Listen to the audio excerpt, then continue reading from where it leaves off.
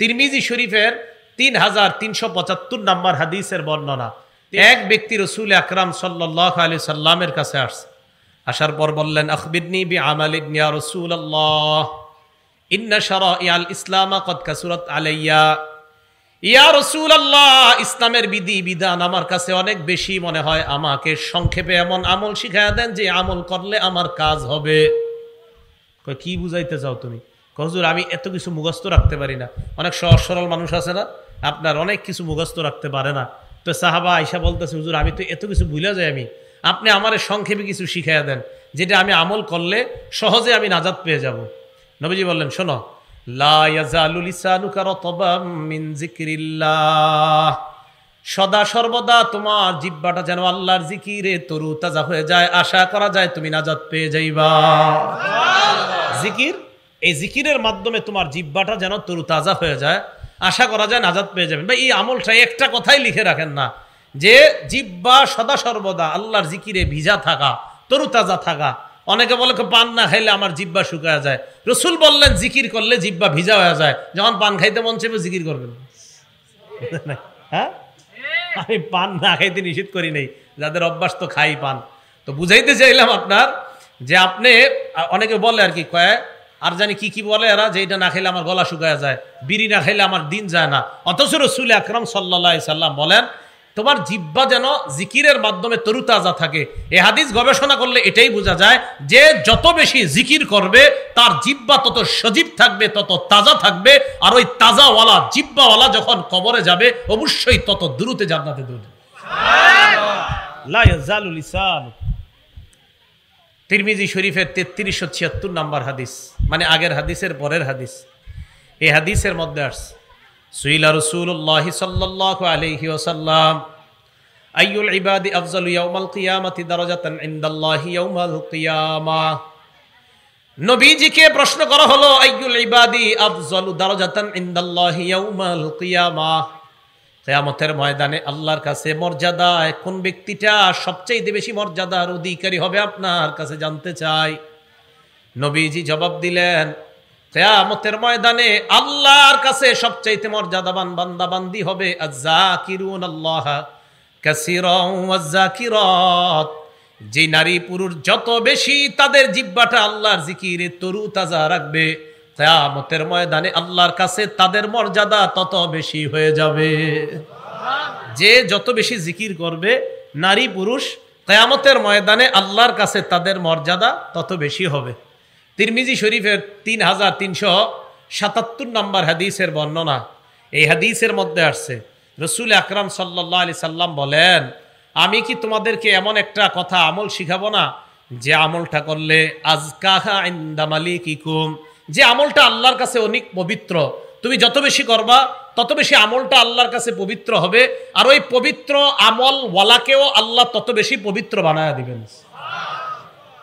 কথা কিন্তু শেষ হয় নেই। এক আমল দেখেন কয় উপকারিতা, ওয়া আরফাইহা ফি দারাজাতিকুম, আবার এই আমলটা করলে তোমাদের মর্যাদাও বাড়বে।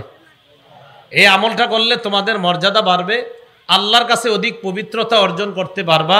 আরো অনেকগুলা বর্ণনা করছে। তো সাহাবারা কয়, হুজুর বলেন কি?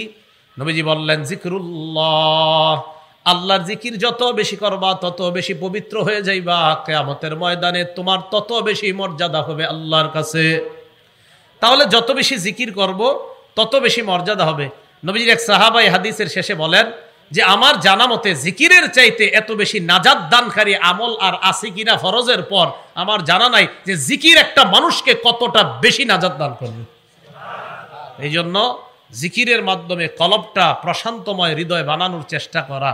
আল্লাহ আমাদেরকে তৌফিক দান করেন। মুসলিম শরীফের 2676 নম্বর হাদিস। এই হাদিসের মধ্যে আসছে, আন আবি হুরায়রা রাদিয়াল্লাহু তাআলা আনহু قال বাইনামা রাসূলুল্লাহ সাল্লাল্লাহু আলাইহি ওয়াসাল্লাম ইয়ামশি ফি তরিকিহি ইলা মক্কা, আল্লাহ নবী মক্কার দিকে, মক্কার রাস্তা ধরে মক্কার দিকে চলতে লাগলেন। মক্কার দিকে আল্লাহ নবী যখন রওনা করলেন, যাইতে যাইতে আল্লাহ নবী মাররা আলা জুমদান, একটা পাহাড়ের পাশ দিয়ে অতিক্রম করলেন। পাহাড়টার নাম হলো জুমদান। কি নাম? জুমদান নামক পাহাড়। নবীজি বললেন, হাযা জুমদান, এটা হলো জুমদান নামক পাহাড়। এই কথা বলার পর আল্লাহ নবী বললেন সাবাকাল মুফাররিদুন, সাবাকাল মুফাররিদুন। মুফাররিদুনরা অগ্রগামী হয়ে গিয়েছে, মুফাররিদুনরা অগ্রগামী হয়ে গিয়েছে। বলেন সবাই মুফাররিদুন, আবার মুফাররিদুন। মুফাররিদুনরা কি হয়ে গেছে? অগ্রগামী। আচ্ছা, সামনে যারা বসা আছেন মুফাররিদুন কারে কয় জানেননি? একজন খালি কইছে না, বাকিরা চুপ, মানে চুপ থাকা সম্মতির লক্ষণ, মানে অন্যরা জানেন। মুফাররিদুন কারে কয় জানেন? এই জিনাটা আগে বললেন না কেন? জানেন? আরে সাহাবারাও তো জানে নাই, তা আপনারা কেমনে জানলেন?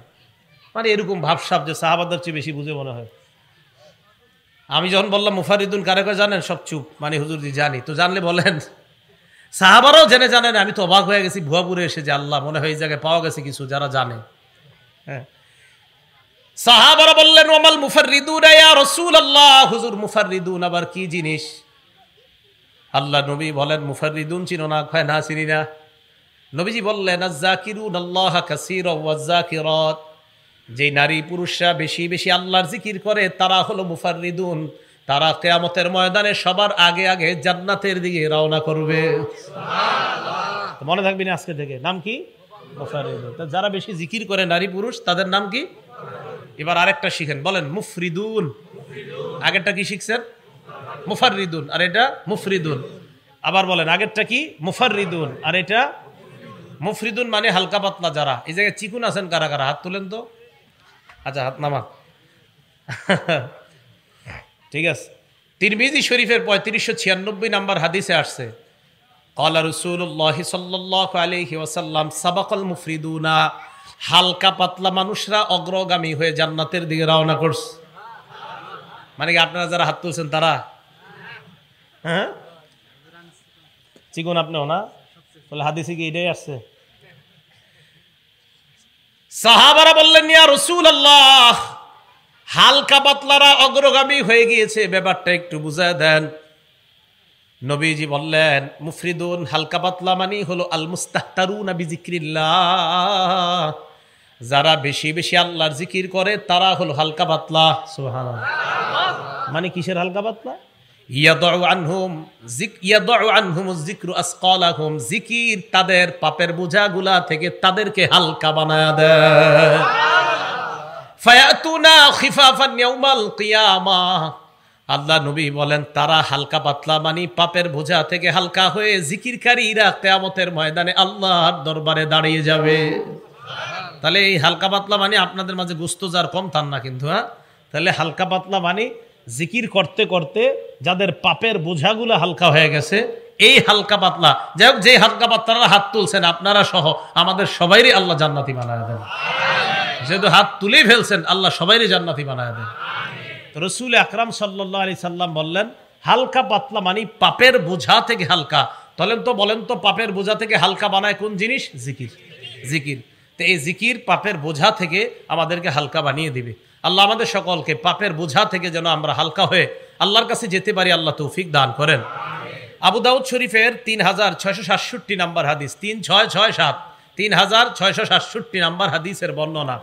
এই হাদিসের মধ্যে আসছে ক্বালা রাসূলুল্লাহ সাল্লাল্লাহু আলাইহি ওয়াসাল্লাম, আল্লাহ নবী বলেন লা আন আকুদা মা কওমিন ইয়াজকুরুনাল্লাহ, নবীজি বলেন মিন তুলুইল ফাজরি ইলা আন তাতলুআ আশ-শামসু বা মিন সালাতিল গাদাতি মিন সালাতিল ফাজরি ইলা আন তাতলুআ আশ-শামস, ফজরের নামাজের পর থেকে সূর্য ওঠার আগ পর্যন্ত যারা জিকির করে তাদের সাথে আমি নবী বসে থাকা খায়রুন অথবা আহাব্বু ইলাইয়া মিম্মা তালাত আলাইহিস শামস। আরেক বর্ণনায় আহাব্বু ইলাইয়া মিন আন উতিকা আরবাআতাম মিন বুলদি ইসমাঈল। আল্লাহ নবী বলেন ইসমাইলি বংশের 4টা গোলাম আযাদ করা, এই 4 গোলাম আযাদ করা অনেক বড় ফজিলতের কাজ। এই ফজিলতের কাজের চাইতেও বেশি আমার কাছে ফজিলত জিকিরকারী মজলিসের মধ্যে ফজর থেকে সূর্য ওঠা পর্যন্ত যদি আমি বসে থাকতে পারি, ওই 4 গোলাম আযাদ করার চাইতেও আল্লাহর কাছে এটা অনেক দামি হয়ে যায়। এর চেয়ে বেশি আমার কাছে এটা প্রিয় যে আমি একটা জিকিরকারী মজলিসের সাথে বসে থাকবো।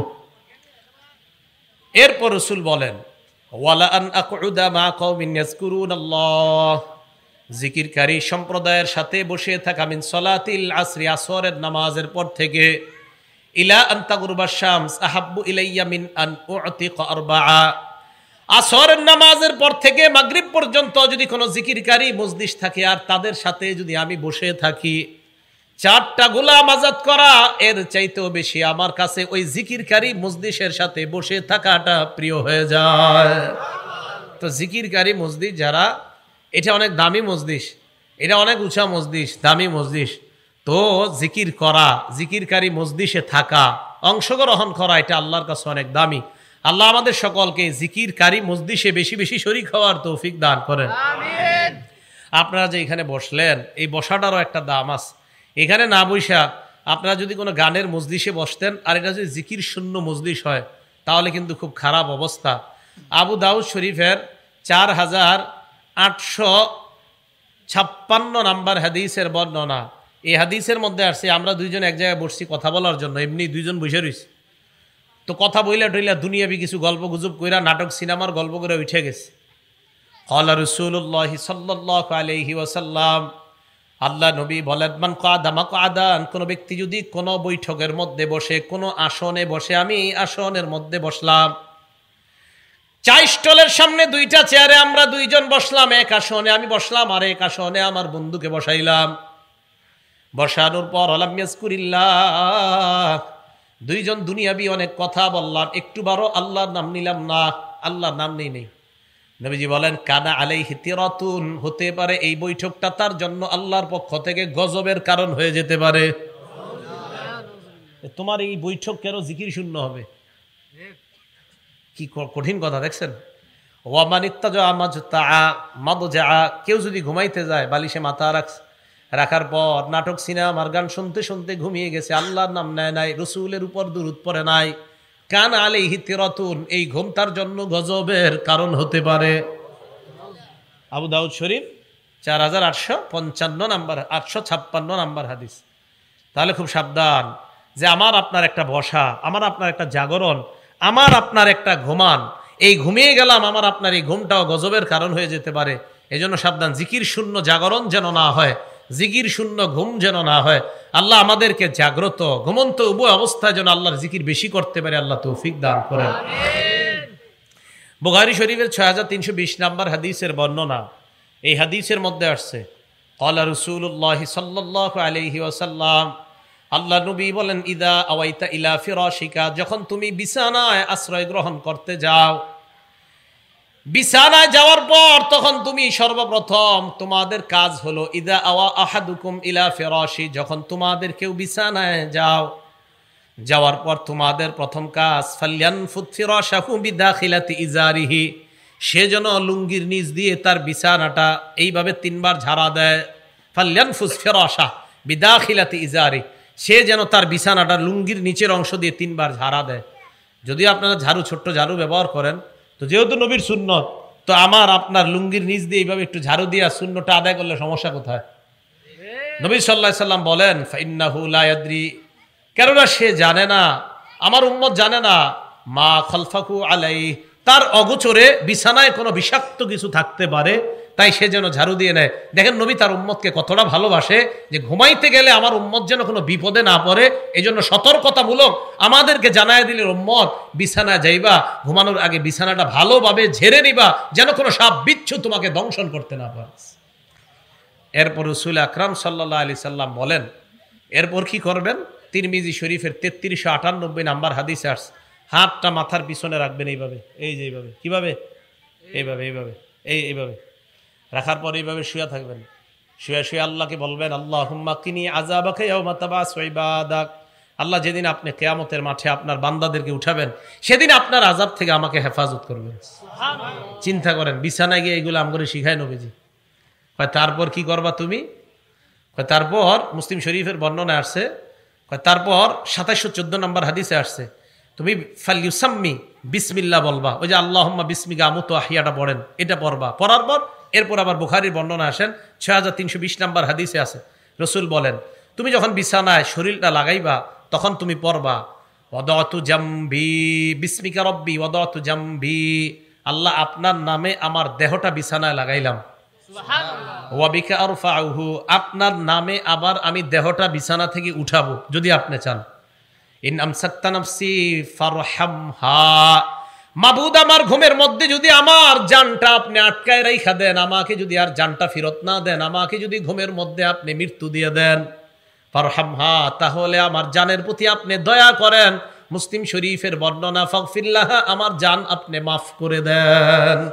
আল্লাহ আমার ঘুমে যদি মরণ হয়ে যায়, আমাদের নবী কতটা মায়া দেখেন, আমাকে আপনাকে বলতেছে এটা বলো আল্লাহর, এটা বইলা তুমি ঘুমাও কি, যে আল্লাহ আমার ঘুমের মধ্যে যদি আমার মরণ দিয়ে দেন, আমি যদি আর উঠতে না পারি, তাহলে আমার এই জানটার প্রতি আপনি দয়া করেন, আমার এই জানটাকে আপনি ক্ষমা করে দেন। এরপরে দেখেন কি শিখাইছে, ওয়াইন আরসালতাহা, আপনি যদি আমার জানটা আবার আমাকে ফেরত দিয়ে দেন, ফাহফাজুহা বিমা তাহফাজু বিহি ইবাদাকাস সলিহিন, আপনার নেককার বান্দাদেরকে যেইভাবে হেফাজত করেন, আমার জানটা আপনি এইভাবে হেফাজত করে নিয়েন। এই কথাগুলা আল্লাহর জিকিরে আপনি ঘুমানোর সময় আল্লাহকে বলবেন। আমি বাংলাটা আবার বলছি, যদি আরবিটা না পারেন, আরবিটা আমি আবার একবারে বলছি, বিসমিকা রব্বি ওয়াদাতু জামবি ওয়াবিকা আরফাউহু ইন আমসাকতা নাফসি ফারহামহা ওয়া ইন আরসালতাহা ফাহফাজহা বিমা তাহফাজু বিহি ইবাদাকাস সলিহিন। সহিহ বুখারী 6320 নম্বর হাদিস। মোট হাদিস সংখ্যা হবে 7563টা হাদিস। এই হাদিসের কিতাবের মধ্যে আসছে যে রাসূল সাল্লাল্লাহু আলাইহি সাল্লাম এইভাবে আমাদেরকে শোয়ার পর আমরা যেন এইভাবে আল্লাহর কাছে দোয়া করি, তাহলে আমার ঘুমটাও হয়ে গেল আল্লাহর জিকিরের সাথে, আর আমার জাগরণটাও যে বললাম, আমরা দুইজন একসাথে বসলাম, বসার পর আমাদের কিছু আলোচনায় যেন অবশ্যই আল্লাহর জিকির থাকে, রাসূল সাল্লাল্লাহু আলাইহি সাল্লামের উপর দুরূদ ইত্যাদি এগুলা থাকে। তাই তো আলোচক যারা আলোচনা শুরু করে কিভাবে, নাহমাদুহু ওয়া নুসাল্লি আলা রাসূলিল কারীম, প্রথমে আল্লাহর প্রশংসা করে, এরপর নবীর উপর দুরূদ পড়ে, ঠিক না? কারণ মসজিদ যেন জিকির শূন্য না হয়।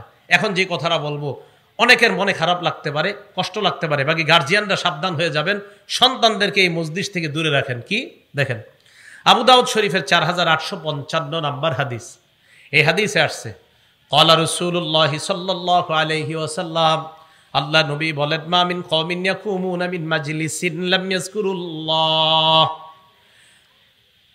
কোন সম্প্রদায় এমন কোন মসজিদ থেকে উঠলো যে মসজিদের মধ্যে আল্লাহর নাম নেয় না। গানের কনসার্টে গেলেন, 2 ঘন্টা গান শুনলেন, 1 ঘন্টা গানের মসজিদে ছিলেন, গান শুনছেন, আধা ঘন্টা গান শুনছেন, 1 ঘন্টা গান শুনছেন, শুনে এবার আইসা পড়ছেন।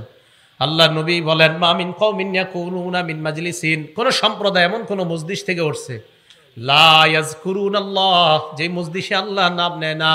আচ্ছা, গায়ে হলুদের অনুষ্ঠান কি দেশ গ্রামে হয়? এইসব এলাকাতেও হয়? আমি তো ভাবছি শুধু ঢাকাতে হয়। গায়ে হলুদে অনুষ্ঠানে গান বাজায়নি, এরকম বড় বড় বক্স লাগায়? আচ্ছা, গায়ে হলুদে খানা টানার আয়োজন হয়নি? আচ্ছা, খানা কি গোস্ত টোস্ত ইত্যাদি খাওয়ায় না? আচ্ছা, বিয়ে বাড়ির আয়োজন হয়নি? ওই বিয়ের পার্টিতে বউবাতে বড় বড় গান ছাড়ে, ডেকসেট ছাইরা গান বাজায়, এমন আয়োজন হয়নি? নাউজুবিল্লাহ। তাহলে শোনেন, আয়োজনে গিয়ে খাইলেন খাসি, খাইলেন গরু, খাইলেন মুরগি, কিন্তু নবীজি দেখেন কি কয়, আপনারা কি খাইয়ে বেরোইছেন, নবীজি কি কয় দেখেন, গরু খাইছেন না, মুরগি খেয়েছেন। এই জন্য ভালো মানুষ যারা, আপনারা যদি এই সমস্ত দাওয়াতে জানি, চুপচাপ নিচের দিকে তাকায় বসে থাকবেন, গান হইতেছে আশেপাশে, কি করবেন, আত্মীয়র বিয়া ঠেইকা চলে গেছেন, তো গিয়া নিচের দিকে তাকায় বসে থাকবেন, যতক্ষণ পারেন ইস্তেগফার পড়তে থাকবেন, খানাটা দিব কোনো মতে খেয়ে তাড়াতাড়ি বেরিয়ে চলে আসবেন।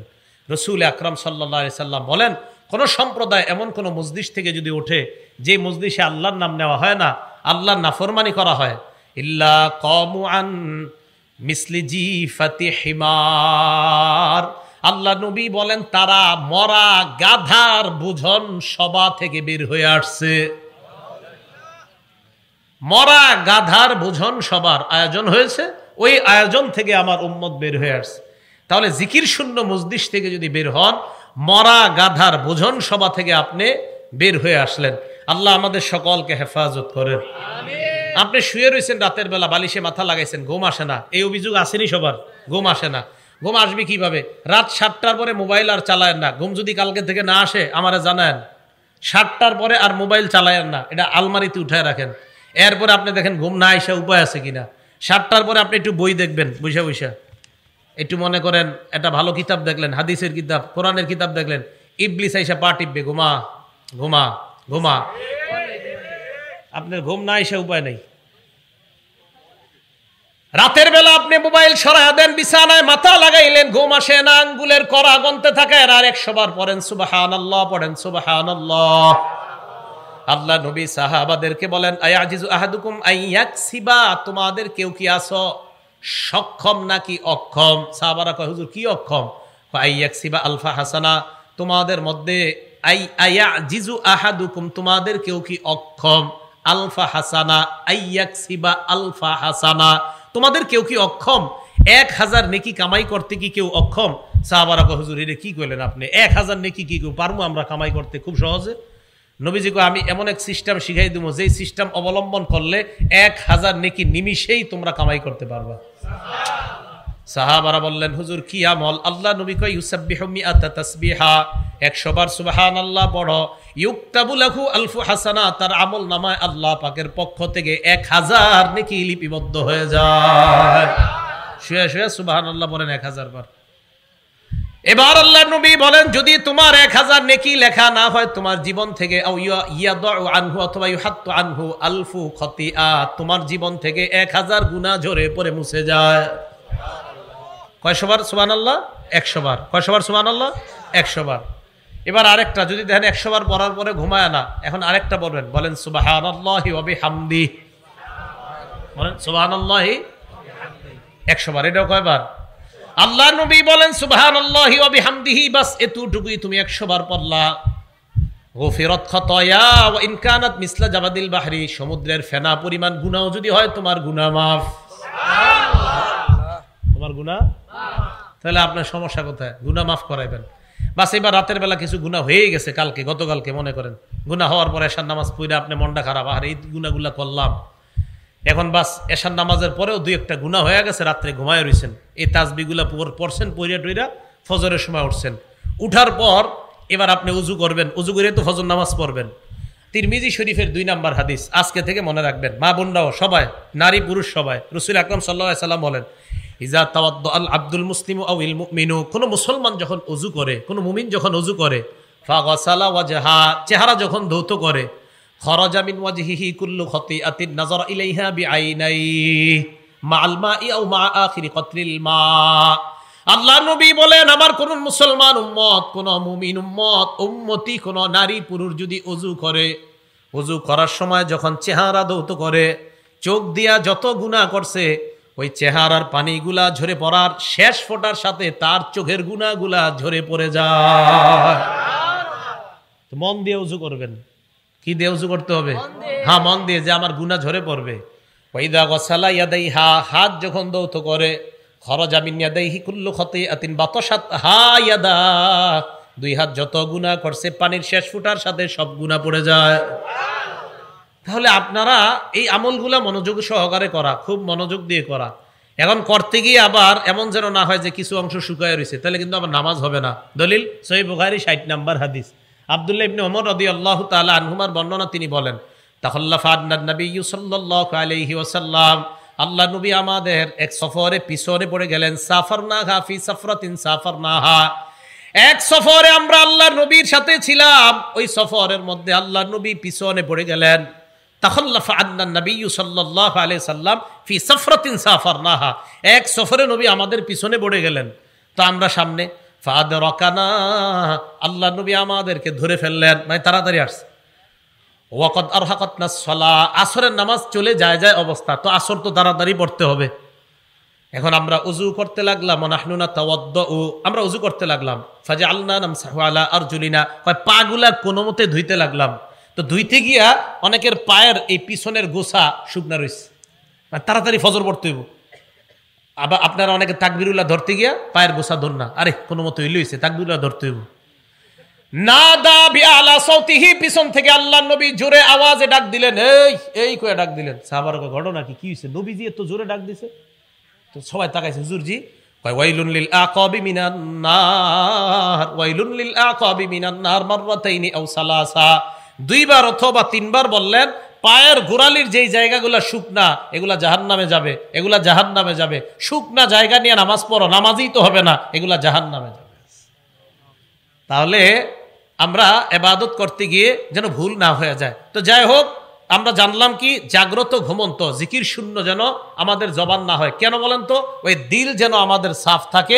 আর ওই দিলকে যদি আমরা তাজা প্রশান্ত হৃদয় বানাইতে চাই, তাহলে জিকিরের বিকল্প নাই। তিরমিজি শরীফের 3590 নাম্বার। বলার আগে আমার সাথে সবাই, উনি আমাকে দেখানোর জন্য না, আমি ওনাকে দেখানোর জন্য না, উনি ওনাকে দেখানোর জন্য না, উনি তাকে না, আপনারা কেউ পাশের জনকে না, আমাকেও না, আমি আপনাদেরকেও দেখানোর জন্য না, একমাত্র আল্লাহকে দেখানোর জন্য একবার সবাই দিল থেকে পড়েন লা ইলাহা ইল্লাল্লাহ।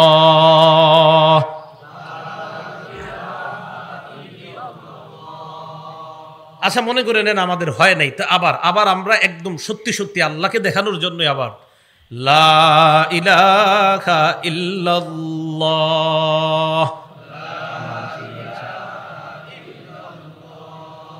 পড়ছেন না সবাই? কাকে দেখাইছেন সবাই?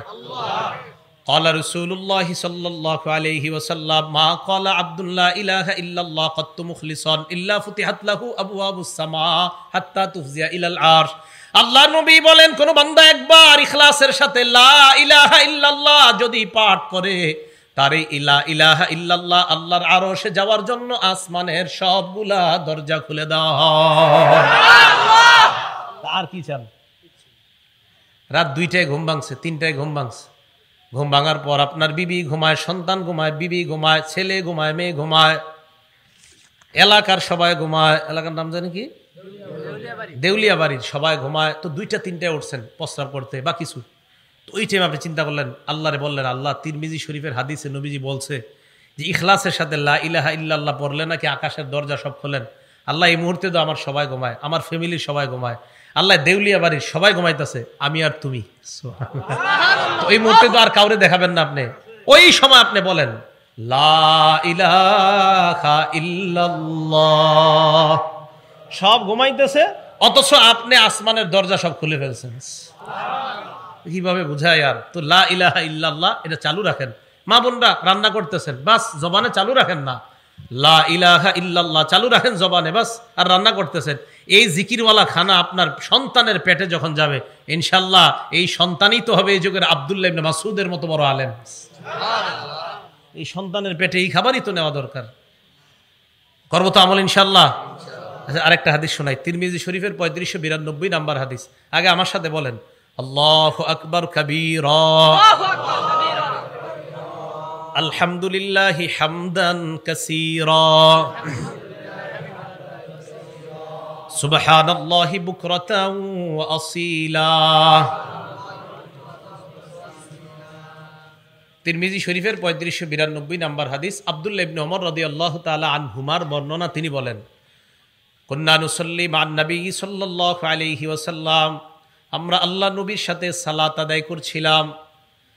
ফাকালা রাজুলুম মিনাল কওম আল্লাহু আকবার কাবীরা ওয়ালহামদুলিল্লাহি হামদান কাসীরা ওয়া সুবহানাল্লাহি বুকরাতান ওয়া আসীলা। একজন এটা বলে উঠছে। নবীজি আমাদের দিকে তাকিয়ে বললেন, মানিল কাইলু কালিমাতান কাজা ওয়া কাজা, এই 3টা বাক্য কে বলছে? এক সাহাবা বললেন, আনা, হুজুর আমি কইছি। নবী, তুমি বলছো এই 3টা? জি। আজিব তুলাহা, তোমার এই 3 বাক্য শুই না আমি আশ্চর্য হয়ে গেছি। হুজুর আপনি আশ্চর্য কেন হয়েছেন? তোমার এই 3 বাক্য বের হওয়ার পর আমি তাকায় দেখলাম আসমানের সব দরজা খোলা হয়ে গেছে, এগুলো আকাশে যাওয়ার জন্য, আরশে যাওয়ার জন্য। তাহলে জিকির শূন্য যেন আমাদের জিহ্বাগুলা না হয়, আমাদের জবান সদা সর্বদা যেন আল্লাহর জিকিরে কাটাইতে পারে, আল্লাহ তৌফিক দান করেন।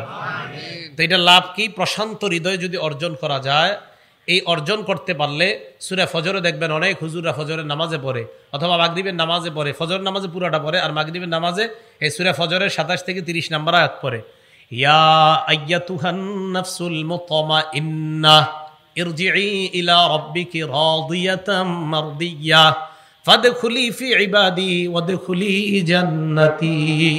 এই আয়াতের অর্থ হলো, হে প্রশান্ত হৃদয়ের অধিকারী, ইরজিই ইলা রাব্বিক, তুমি তোমার রবের দিকে প্রত্যাবর্তন করো, রাদিয়াতাম মারদিয়া, সন্তুষ্ট চিত্তে, সন্তোষ ভাজন হয়ে, ফাদখুলি ফি ইবাদি, আমার বান্দাদের অন্তর্ভুক্ত হও, ওয়াদখুলি জান্নাতি, আমার জান্নাতে প্রবেশ করো।